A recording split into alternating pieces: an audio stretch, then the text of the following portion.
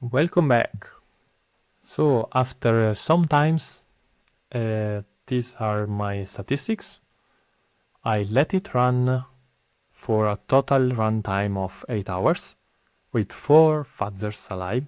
That means more or less 2 hours of fuzzing time. I got around 5 million executions with a cumulative speed of 700 execution per second. I got a coverage of 16%, almost 17, and I found 21 crashes. I think this is enough for the triage. So now I will stop my session and we continue with the triage. Okay, so once you've finished your fuzzing sessions, you can close it like you close every other session, or you can just exit from your Podman container.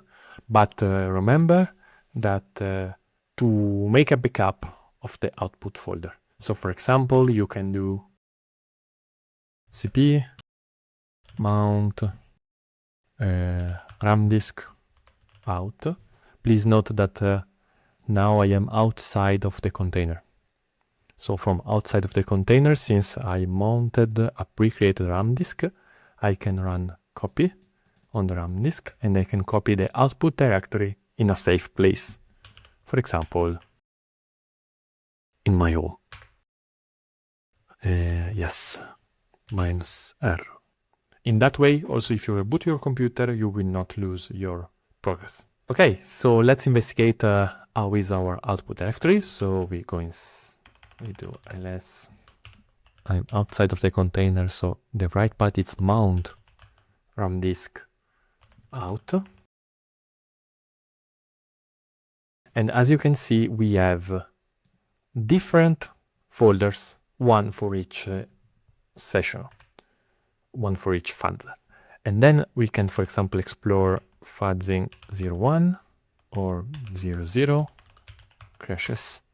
And inside each folder, you will find all the crashes. At this point, you have two possibilities for the triage. You can simply run tcpdump with one of the crashes, or you can recompile it again with all the debug symbols to have a better output, easier life, easy debug phase. So let's try first running one of the crashes against tcpdump. So we can run tcpdump with all the flags passing one of our crashes. I just choose a random one. And yeah, please note that again, we are outside of the container, but this is not a problem because the binary is already compiled. And as you can see, we get the beautiful ASAN output for our crash. But we are not able to understand exactly what's going on. So we have, for example, to debug our code with a debugger, or better, recompile it with debug symbols and use again a Visual Studio Code to navigate the code. So the first step is to clean up the old installation. I'm doing everything outside of the container this time because we don't need all the AFL toolset.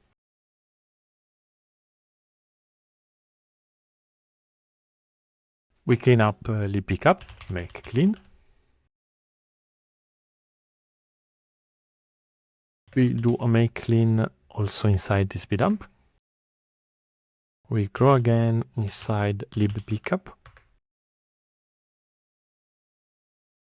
And we compile our target with the bug symbols. So before we have to specify some flags for C.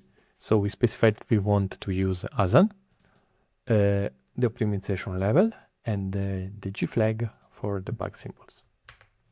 Moreover, we specify to use this particular version of Sinang, the version 14, because again, this is an old code base and it works better with not the newest toolset. So we use Sinang 14. If it's not installed on your machine, you can install it with the apt install. Now we can run configure. This time it's really simple. We just have to specify the prefix folder, the install folder.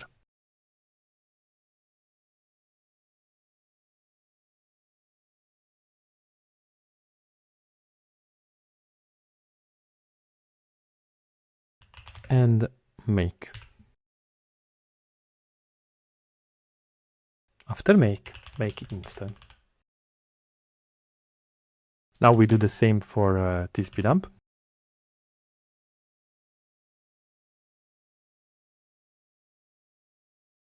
We export again the same flags. I know that it's not needed, but I'm just used to do it again. And we run configure, again, just with the prefix flag. It looks like there is an error, so just do a make clean to be sure, and run again, configure. Yes.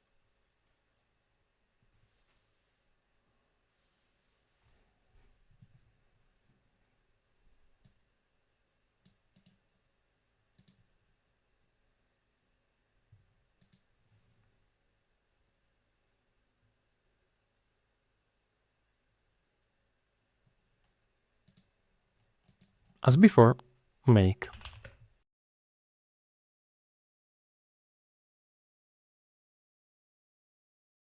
And make instant.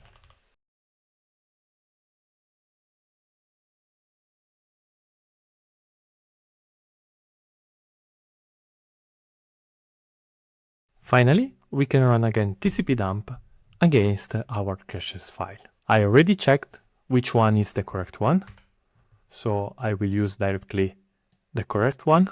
This is one. I will also put my output folder into the GitLab repo or inside the virtual machine in a way that you can avoid FUD for hours and just use my output if you want. And so we'll use this crash, this particular crash, that is the right one that we are looking for.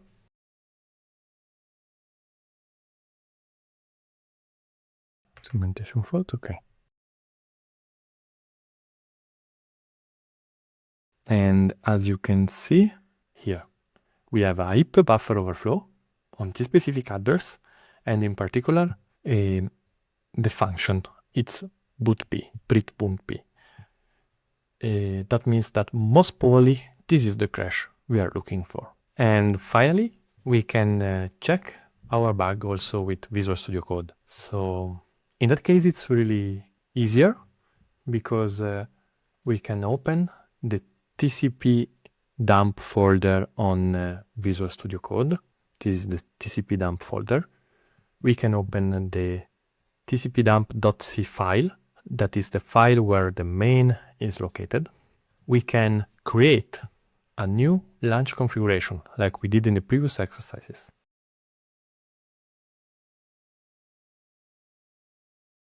And I already compiled it for you, but I just specified the path to tcpdump and the same flags that I used in the terminal.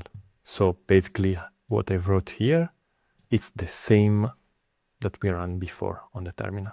And moreover, since with Tizen we already know where the bug is, so this function, this file at this line, I already set up a breakpoint in the right function. In that way, when I run it with the bug,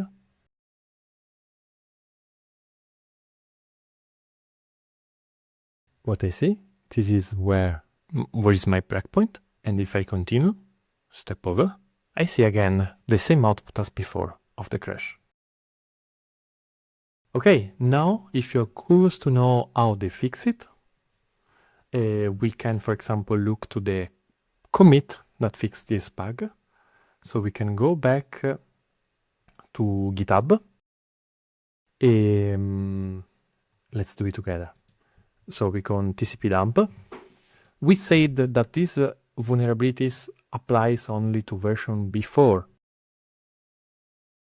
4.9.2. So we open tcpdump 4.9.2. And we open the commits. And in the second page,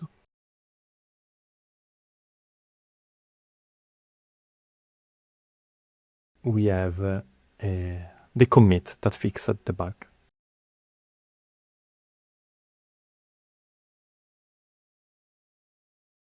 And as you can see, they just changed the print bootp function, adding a check before the print.